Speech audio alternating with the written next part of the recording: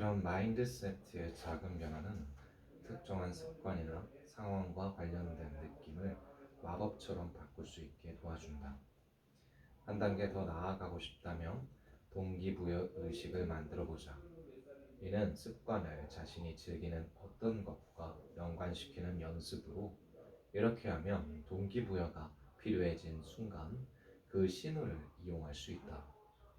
예를 들어 성관계를 하기 전에 늘 같은 음악을 듣는다면 그 행동과 음악을 연관시키기 시작할 것이다. 그 기분을 얻고 싶을 때면 언제든 재생 버튼을 누르기만 하면 된다. 피츠버그 출신 권투 선수이자 작가인 에드 러티모어는 이런 방법을 특별히 인지한 건 아니지만 유사한 전략을 통해 이득을 봤다. 그는 이를 기이한 자각이라고 불렀다. 그는 이렇게 말했다. 글을 쓰는 동안 헤드폰을 착용하는 것만으로 집중력과 주의력이 올라갔다. 음악을 전혀 틀지 않았는데도 말이다. 그는 이 전략을 모르는 상태에서 저절로 훈련이 되었던 것이다. 처음에는 그는 헤드폰을 썼고 좋아하는 음악 몇 곡을 들으면서 작업에 집중했다. 그런 일을 5번, 10번, 20번 되풀이하자 헤드폰을 쓰는 것은 자동적으로 집중력을 높이는 일과 관련된 신호가 되기 시작했다. 열망은 자연스럽게 뒤따랐다. 운동선수들은 시합 상태의 마인드세트로 자신을 몰아넣기 위해 이와 유사한 전략들을 사용한다. 야구선수 시절 나는 경기 전에 스트레칭을 하고 투구 연습을 하는 특정한 의식을 갖고 있었다. 이 의식은 모두 10분 정도 걸렸고 나는 매번 같은 방식으로 그 의식을 행했다. 경기하기 위해 몸을 덮이는 것 말고도 이 의식이 중요했던 이유는 나를 올바른 정신 상태로 만들어 주었기 때문이다. 나는 이 사전의 의식을 경쟁심 및 집중력을 높이는 것과 연관짓기 시작했다. 심지어 사전에 동기부여가 되지 않은 경우에도 이 의뢰를 행함으로써 시합 상태에 들어갈 수 있었다. 이 전략은 다른 목적에도 얼마든지 적용할 수 있다. 예를 들어 더 행복한 기분을 느끼고 싶다든가 강아지를 쓰다듬는 것이든 거품 목욕을 하는 것이든 당신을 정말로 행복하게 만들어줄 어떤 것을 찾아라. 그리고 나서 당신이 사랑하는 뭔가를 하기 전 매번 수행할 괜찮은 짧은 의식을 만든다. 3번의 심호흡을 하고 미소 짓는 일 같은 것도 괜찮다. 3번 심호흡을 하고 미소를 짓는다. 강아지를 쓰다듬다. 반복한다. 마침내 당신은 이 심호흡과 미소를 좋은 기분으로 들어가는 의식으로 여기기 시작할 것이다. 행복을 느끼는 것은 의미하는 신호가 되는 것이다. 한번 확립이 되면 감정 상태를 변화시켜야 할 때 언제든 사용할 수 있다. 직장에서 스트레스를 받는가? 3번 심호흡을 하고 미소를 지어라. 인생이 서글픈가? 3번 심호흡을 하고 미소를 지어라. 습관이 일단 구축되면 신호는 열망을 촉발한다. 심지어 당시의 상황도 조금 관계가 없다고 해도 말이다. 나쁜 습관의 원인을 찾고 수정하는 것이 핵심은 그것과 연관된 연상틀을 바꾸는 것이다. 쉽지 않겠지만 예측을 다시 설계하면 어려운 습관도 매력적인 습관으로 변화시킬 수 있다.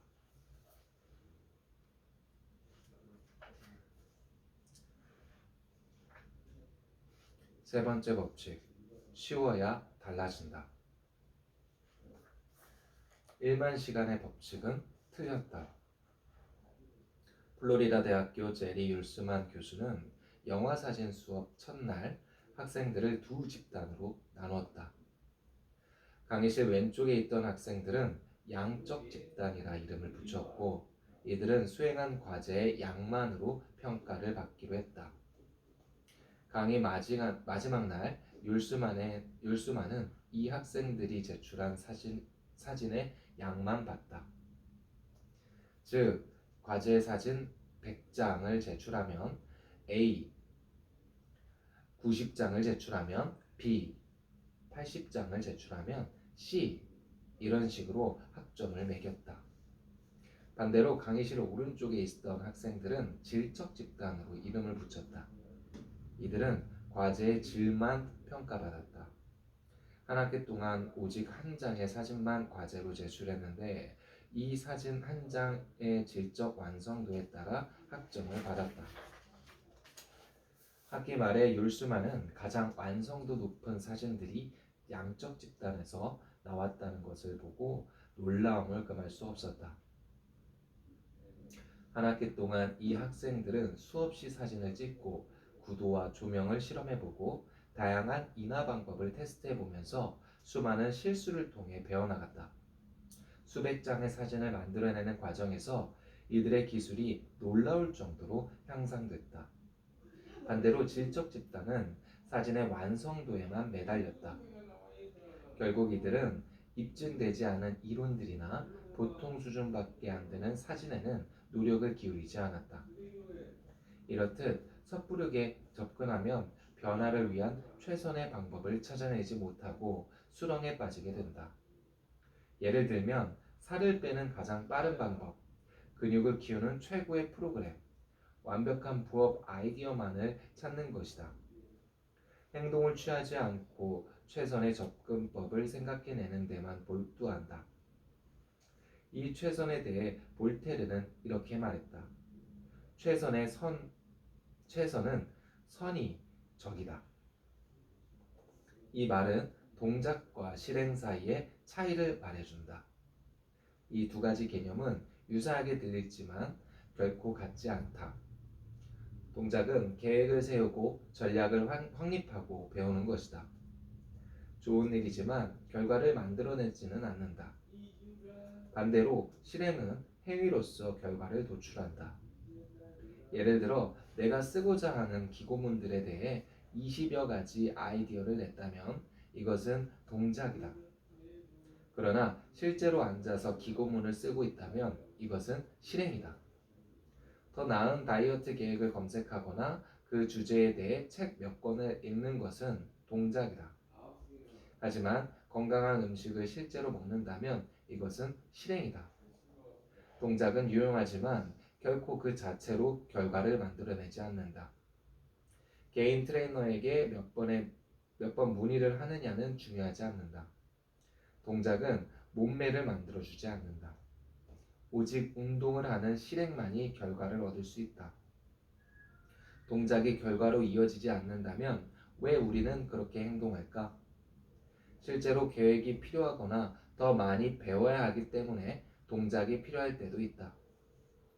하지만 우리는 종종 실패할 위험 없이 그 과정을 겪는 듯한 기분을 느낄 수 있기 때문에 움직이기만 하면 된다.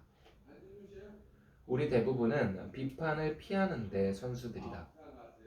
실패하거나 사람들의 평가를 받는 건 기분 좋은 일이 아니므로 그런 일이 발생할 상황을 피하는 것이다.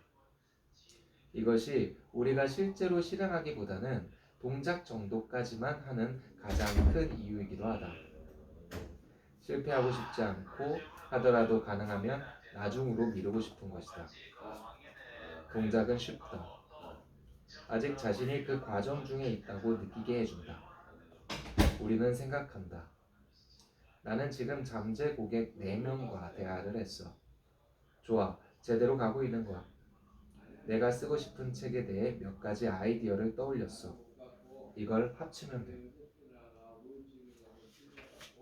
동작은 뭔가를 했다는 느낌을 준다.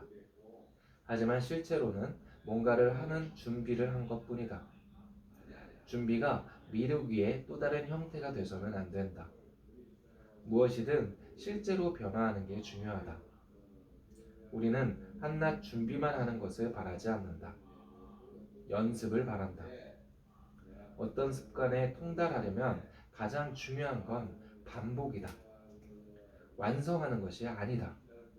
새로 익혀야 할 습관의 몇몇을 그려볼 필요는 없다. 그것을 연습하기만 하면 된다. 여기서 세 번째 법칙이 도출된다. 그저 반복하라. 그러면 된다.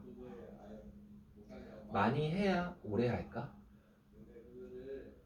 많이 해야 할까? 오래 해야 할까? 습관은 반복된 행동을 통해 점차적으로 자동화되면서 만들어진다. 어떤 행동을 반복할수록 뇌는 그 행동을 하는데 더 효율적인 구조로 변화한다. 신경과학자들은 이를 장기적 강화라고 부르는데 최근에 패턴화된 행동들을 기반으로 뇌에서 뉴런들의 연결이 강화되는 것을 말한다. 행동이 반복될 때마다 세포와 세포 사이에 주고받는 신호들이 증진되고 신경학적인 연결들이 촘촘해진다. 이 현상은 1949년 처음 이를 설명했던 신경과학자 노널프 헤프의 이름을 따서 헤프 법칙이라고 알려져 있다. 함께 촉발된 뉴런들은 함께 연결된다. 습관을 반복하면 뇌에서 물리적 변화가 일어난다. 음악가들은 손해가 다른 사람들보다 큰데 이 부위는 기타 현을 뜯거나 바이올린을 활로 켜는 것 같은 신체적 움직임에 중대한 관련이 있다. 수학자들은 하두 정도역 내 회피질이 큰데 이 부위는 계산하는 데 중요한 역할을 한다. 이것의 크기는 그 분야에 많은 시간이 들이는 것과 직접적인 연관이 있다. 나이가 많고 경험이 많은 수학자일수록 회피질 크기가 큰 것으로 나타났다. 런던 택시 운전사들의 뇌를 분석한 연구에서 과학자들은 다른 사람들에 비해 이들이 해마가 상당히 크다는 것을 발견했다. 이 부위는 공간지각 능력과 관계가 있다. 더욱 흥미로운 점은 은퇴한 뒤에는 다시 해마 크기가 감소했다는 점이다. 우리 몸의 근육이 웨이트 트레이닝에 반응하듯 뇌의 특정 부위도 사용 여부에 따라 조정되며 사용하지 않으면 위축된다. 물론 습관을 세우는 데 있어 반복의 중요성은 신경과학자들이 이 사실을 알아내기 훨씬 전부터 알려져 있다. 1860년 영국의 철학자 로지 루이스는 이렇게 썼다. 새로운 언어를 말하는 것, 악기를 연주하는 것, 익숙하지 않은 움직임을 배울 때 가장 어려운 것은 느낌이다. 각 감각에 전달되는 경로들이 확립되지 않았기 때문이다. 자주 반복함으로써 길을 만들면 어려움은 사라진다. 그 행동들은 다른 곳에 마음이 쏠려 있어도 자동으로 수행할 수 있게 된다. 상식과 과학적 증거 둘 다 같은 말을 하고 있다. 반복은 변화의 한 형태이다. 어떤 행동을 반복하는 순간마다 우리는 그 습관과 연관된 특정한 신경학적 회로를 활성화한다. 즉, 단순한 반복이라 할지라도 새로운 습관을 체계화하는 가장 중요한 단계라는 말이다. 엄청난 양의 사진을 찍는 학생들은 기술이 늘고 완벽한 사진을 만들어내는 데 몰두한 학생들은 기술이 늘지 못하는 이유도 이 때문이다. 한쪽으로는 실제로 연습했고 다른 쪽은 수동적으로 배우기만 했기 때문이다. 한쪽은 실행했고 한쪽은 동작만 있었다. 모든 습관은 노력에 필요한 연습에서 자동적인 행위로 넘어가는 유사한 궤적을 그리는데 이 과정에서 자동화라고 한다. 자동화는 각 단계를 떠올리지 않고도 행동을 수행하는 능력, 행동이 무의식에 새겨질 때 일어난다. 위 그림은 매일 10분씩 걷기라는 실제 습관에 관한 자동화 수준을 추적한 연구 결과를 보여준다. 학습 곡선이라 불리우는 이 도표의 모양은 행동 변화에 관한 중요한 진실을 알려준다. 습관은 시간이 아니라 횟수에 기반해 형성된다는 것이다. 사람들은 내게 가끔 이런 질문을 한다. 새로운 습관을 만드는데 시간이 얼마나 걸리나요? 하지만 진짜 물어야 할 질문은 이것이다. 새로운 습관을 만들려면 몇 번이나 그 행동을 해야 할까요? 즉, 즉 습관이 자동화가 되려면 얼마나 오래 하느냐가 아니라 얼마나 자주 반복하느냐가 중요하다. 습관 형성에서 시간은 어떤 효력도 없다. 21일이냐, 30일이냐, 300일이냐는 중요하지 않다. 중요한 것은 행동을 수행하는 비율이다. 어떤 행동을 4일에 2번 하는 것과 200번 하는 것은 엄청나게 다른 결과를 초래한다. 차이를 만들어내는 것은 횟수다. 우리의 현재 습관은 수백, 수천 번 반복하는 과정에서 내재화된 것이다. 새로운 습관 역시 그만큼의 반복이 필요하다. 행동이 정신 속에 완전히 내장되고 습관 한계선을 넘어설 때까지 성공적인 시도들을 충분히 엮어내야 한다. 따라서 습관을 자동화하기 위해 얼마나 많은 시간을 들이느냐는 중요하지 않다. 그 과정이 이루어지는 데 필요한 만큼 그 행동을 취했느냐가 중요하다. 습관을 만들려면 연습이 필요하다. 연습을 실행하는 가장 효율적인 방식은 세 번째 행동 변화 법칙과 관련이 있다.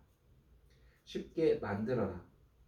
이제부터는 이 법칙을 정확히 어떻게 적용하는지 살펴보자. 세 번째 행동 변화 법칙은 쉽게 만들어라. 다. 가장 효율적인 학습 형태는 실행이다. 계획 세우기가 아니다. 실행하는 데 초점을 맞춰라. 움직임에 맞추지 마라. 습관은 반복된 행동을 통해 점차적으로 자동화되면서 만들어진다. 습관을 형성하는 데 들인 시간보다 습관을 실행한 횟수가 더 중요하다. 웬만하면 쉽게 갑시다. 인류학자이자 생물학자인 제네드 다이아몬드는 총, 균, 쇠에서 단순한 사실을 지적했다. 대륙의 형태는 각각 다르다. 이 말은 너무 당연해서 별로 중요하지 않아 보이지만 인간 행동에 아주 깊은 영향을 미친다. 아메리카 대륙의 주요 축은 북쪽에서 남쪽으로 이어진다. 즉 북아메리카와 남아메리카로 길고 가느다랗게 대륙 모양이 형성되어 있다. 넓고 평평한 모양이 아니다. 아프리카 대륙 역시 마찬가지다. 반면 유럽, 아시아, 중동 대륙은 반대다. 대륙의 모양이 동서로 뻗어 있다. 다이아몬드에 따르면 이런 대륙 모양의 차이가 수세기에 걸쳐 농업이 전파되는데 중요한 역할을 했다. 농업이 전 세계로 퍼져나가기 시작할 때 농부들은 북에서 남보다 동에서 서로 진출하기가 더욱 쉬웠다. 이는 위도가 같은 위치인 경우 기후가 유사하기 때문이다. 이 때문에 유럽과 아시아 대륙의 농부들은 프랑스에서 중국까지 길게 뻗는 형태로 몇몇 곡물을 재배할 수 있었다. 반대로 북쪽에서 남쪽으로 이동하면 기후가 엄청나게 다양해진다. 캐나다와 플로리다 기후가 얼마나 다른지 생각만 해도 알 것이다. 제 아무리 세계에서 가장 재능 있는 농부라 해도 캐나다에서 겨울에 플로리다산 오렌지를 재배할 수는 없을 것이다. 눈은 흙을 대체하기 힘들다. 북에서 남 방향으로 곡물을 재배하려면 농부들이 각 기후에 적합한 새로운 작물을 찾고 재배해야만 한다. 결과적으로 농업 전파 속도는 아메리카 대륙보다 아시아와 유럽 대륙이 2배, 3배 더 빨랐다. 수세기 동안 이 차이는 무척이나 큰 영향을 끼쳤다. 식량 생산 증가는 더 빠른 인구 성장을 이끌었다. 인구가 많아지자 더 강한 집단들이 만들어지고 새로운 기술 개발을 위한 도구들을 더 잘 갖추게 되었다. 곡식이 인근 지역으로 전파되면서 인구 증가 속도는 다른 대륙보다 좀 더 빨랐다. 이는 작은 변화였지만 시간이 지나면서 점점 더 상당한 차이를 초래했다. 농업 전파는 세계적인 규모로 세 번째 행동 변화 법칙을 보여준다. 우리는 흔히 동기가 변화의 주요 요소라고 알고 있다. 정말로 그것을 원하면 실제로 하게 된다는 것이다. 하지만 진실은 다르다. 우리가 가지고 있는 진짜 동기는 게으르게 지내는 것, 편리한 일을 하는 것이다. 가만히 생각해보면 이는 어리석은 게 아니라 영리한 전략이다. 에너지는 귀중한 것이다. 뇌는 가급적 에너지를 아끼는 방향으로 움직인다. 최소 노력의 법칙을 따르는 것은 인간의 본성이다. 두 가지 유사한 선택지 사이에서 결정해야 할 때 사람들은 자연스럽게 수고가 적게 드는 선택지로 기울게 된다. 예를 들어 농경지를 확장하려고 한다면 기후가 다른 북쪽으로 향하기보다는 동일한 작물을 기를 수 있는 동쪽으로 향할 것이다. 우리는 취할 수 있는 행동들 중에서 최소의 노력으로 가장 큰 가치를 만들어내는 행동을 한다. 쉽게 말해 우리는 쉬운 일을 하는 쪽으로 동기부여가 된다. 모든 행동에는 특정한 양의 에너지가 드는데 에너지가 많이 들수록 그 행동을 덜 하게 된다. 예를 들어 하루에 100번 푸시업 하는 걸 목표로 세웠다고 하자. 이는 엄청난 에너지를 소모하는 일이다. 동기가 일어나고 흥미를 느꼈던 처음에는 그 일을 시작한 만큼 힘을 모을 수 있다. 하지만 며칠이 지나면 너무 큰 노력이 들어가기에 지치고 만다. 이는 이와 달리 하루에 몇 번 푸시업 하는 것 같은 작은 습관은 시작할 때 거의 에너지가 들지 않는다. 어떤 습관에 필요한 에너지가 적을수록 그 일을 할 가능성이 커진다. 유령님 안녕하세요. 반갑습니다. 우리의 삶에서 많은 부분을 차지하는 어떤 행동을 살펴보자. 무척 적은 수준의 동기로도 그 일을 하고 있음을 알게 될 것이다.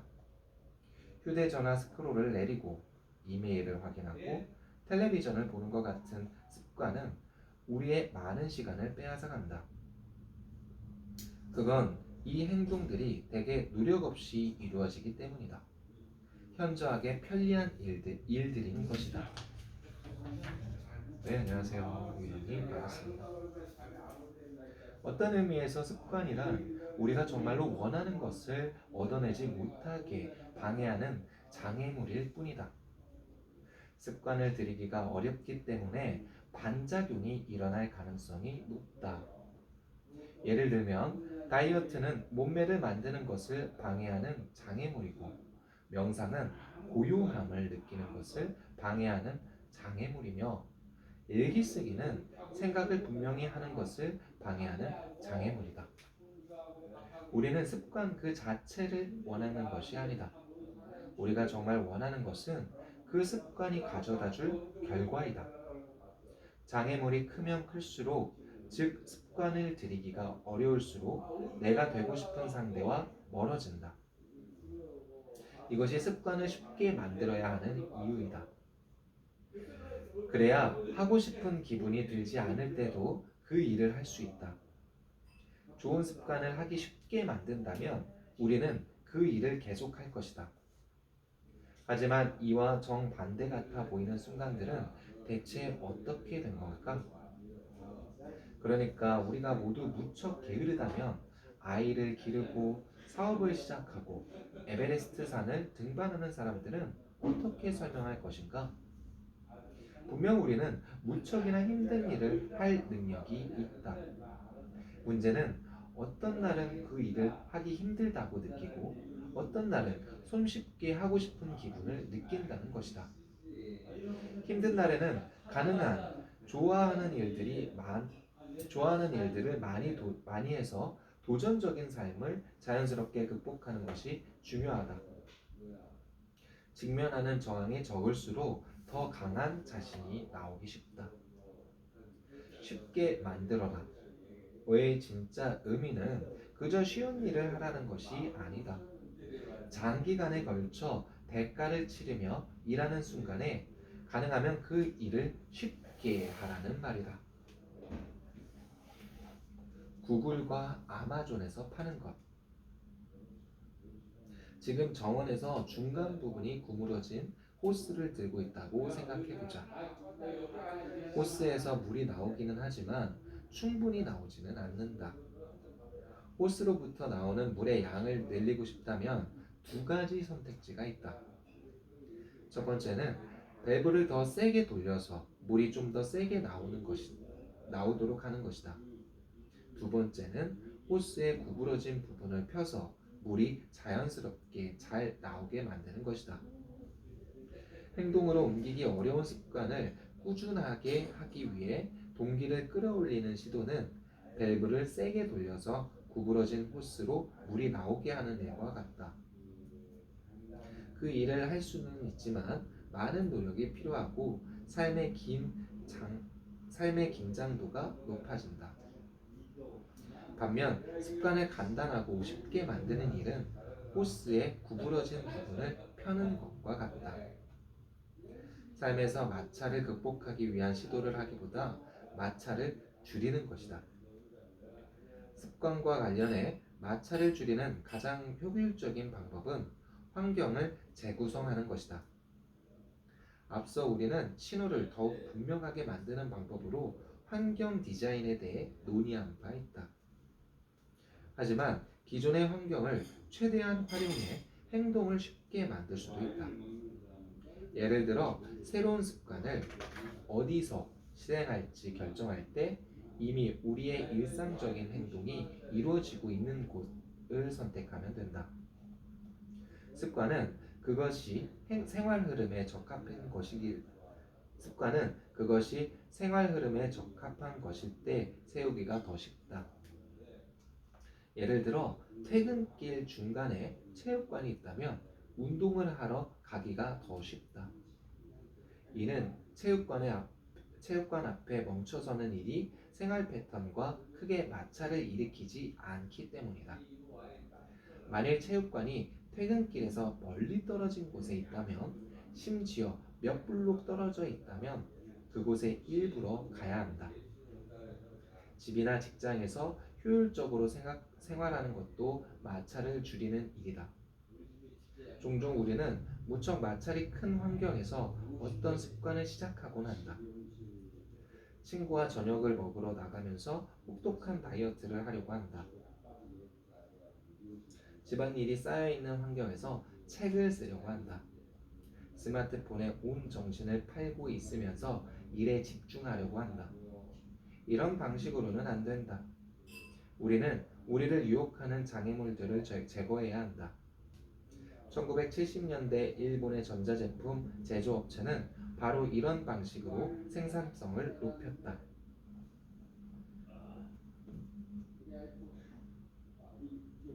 죄송합니다.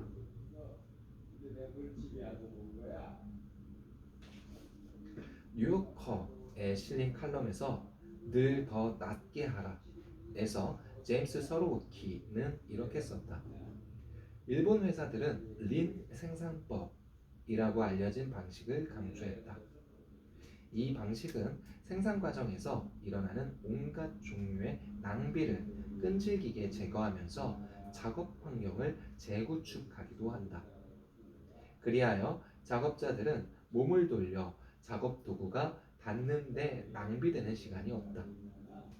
그 결과 일본 공장들은 훨씬 효율적으로 바뀌었고 일본 제품들은 미국 제품보다 더 품질이 좋아졌다.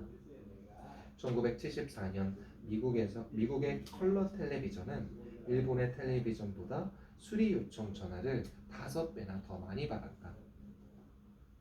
1979년까지 미국 노동자들은 자신이 담당하는 부품을 조립하는데 3배나 더 시간이 걸렸다. 나는 이 전략을 삭감에 부르는 부가라고 부른다. 일본 기업들은 제조 과정에서 모든 마찰 요소들을 찾아내고 제거했다. 낭비되는 노력을 삭제함으로써 고객과 수익을 늘리는 것이다. 이와 유사하게 우리의 시간과 에너지를 차츰차츰 빼앗아가는 마찰 요소들을 제거하면 더 적은 노력으로 더 많은 성과를 얻을 수 있다. 우리가 잘 알고 있는 최고의 서비스나 물건의 삶에서 발생하는 마찰, 즉 수고를 줄여주는 것들이다. 음식 배달 서비스는 식료품 쇼핑이라는 수고를 줄여준다. 데이트 앱은 복잡한 소개 과정을 줄여준다. 차량 공유 서비스는 시내로 가르지르는 수고를 줄여준다. 문자 메시지는 메일을 보내는 수고를 줄여준다. 일본 텔레비전 제조업체는 작업 환경을 재구축해서 낭비되는 움직임을 줄였고, 이로써 생산 과정을 자동화하고 많은 단계들을 단순화하거나 제거했다. 제품의 형태가 단순화되었고, 계정을 만드는데 요구되는 클릭 수가 점차적으로 줄어들었다. 물건에 표시된 지시사항을 이해하기 쉽게 만들거나 소비자들이 선택해야 하는 질문들을 최소화했다.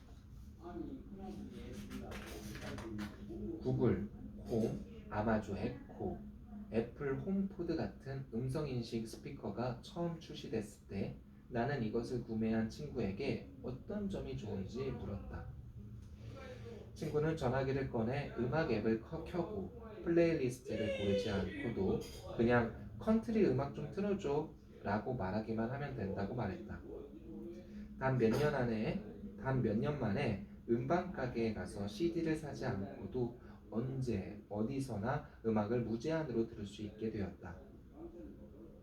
행동을 방해하는 마찰이 현저하게 없어진 것이다.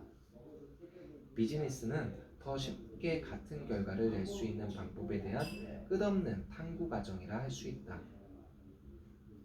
정부에서도 이와 유사한 전략들을 효율적으로 사용한다. 영국 정부는 세금 징수율을 높이기 위해 세금 서식을 우편으로 보내는 대신 웹페이지에서 다운받을 링크를 직접 걸어두는 것으로 전환했다. 단계 하나를 줄이자 응답률은 19.2%에서 24.4%로 증가했다. 영국과 같은 국가 단위에서도 이 정도 비율은 수백만 달러의 세금 수익을 의미한다. 이 개념은 적절한 일을 가급적 쉽게 하는 환경을 만든다는 것이 핵심이다. 좋은 습관과 관련된 마찰을 줄이고 나쁜 습관과 관련된 마찰을 증가시킨다면 더 나은 습관이 보다 쉽게 만들어질 수 있다. 노력은 최소로, 성과는 최대로. 오즈월드 너콜스는 미시시피 주나츠에 살고 있는 IT 개발자다. 그의 방 청소 습관은 방을 리셋한다는 전략에 따른다. 예를 들어 텔레비전을 다 보고 나면 그는 텔레비전 스탠드 뒤쪽에 리모컨을 두고 소파에 놓인 쿠션들을 정리하고 담요를 개켜둔다. 차에서 일어날 때 쓰레기를 밖으로 가져와 버린다. 샤워를 할 때면 샤워에 물이 덮여지지 않는 동안 목욕탕 구석구석을 닦는다. 방 하나하나 리셋하는 것은 단순히 마지막 행동 후에 청소를 한다는 것이 아니라 다음 행동을 준비하는 것이다. 그는 이렇게 말했다. 내 방에 들어갔을 때 모든 게 제자리에 있어요. 내일 모든 방을 리셋하기 때문이죠. 잡동사니들도 늘 바르게 놓여 있는 편이에요. 사람들은 내가 열심히 청소한다고 생각하지만 나는 사실 게을러요. 그저 사전 대책을 강구하는 게으름뱅이일 뿐이죠. 그건 많은 시간을 절약하게 해줍니다. 의도한 목적을 위해 공간을 조직한다는 것은 다음 행동을 더 하기 쉽게 준비하는 것이다. 예를 들어 내 아내는 연하장 카드를 한 박스 가지고 있는데 틈날 때마다 그것을 생일, 조문, 결혼, 졸업 등으로 분류한다. 그리고 필요할 때면 언제든 적절한 카드를 꺼내 보낸다. 아내는 보낸 카드들을 기가 막힐 정도로 잘 기억하는데 이는 카드를 보낼 때 발생하는 마찰을 줄였기 때문이다. 수년 동안 나는 정반대로 행동했다. 누군가 아이를 출산하거나 하면 카드를 보내야지 라고 생각했다. 하지만 몇 주가 지나고 가게에 가서 축하 카드를 집어들 때면 이미 늦었다. 이 습관은 쉽지 않다. 환경을 조성하는 방법들은 많다. 그럼으로써 즉시 그 일을 할 수 있는 준비를 하는 방법 말이다. 만일 건강한 아침 식사를 만들고 싶다면 전날 밤에 가스레인지에 냄비를 올리고 조리대에는 요리용 스프레이를 준비해 두고 필요한 조리 도구와 그릇들을 배치해 놓는다. 그러면 아침에 일어났을 때 아침 식사를 만들기가 쉬워진다. 그림을 더 많이 그리고 싶은가? 연필, 볼펜, 노트, 그림 도구들을 책상 위, 손이 닿기 쉬운 곳에 두어라. 운동을 하고 싶은가? 운동복, 신발, 운동 가방, 물병을 미리 준비해 두어라. 다이어트의 속도를 내고 싶은가? 주말에 과일과 채소를 잘라서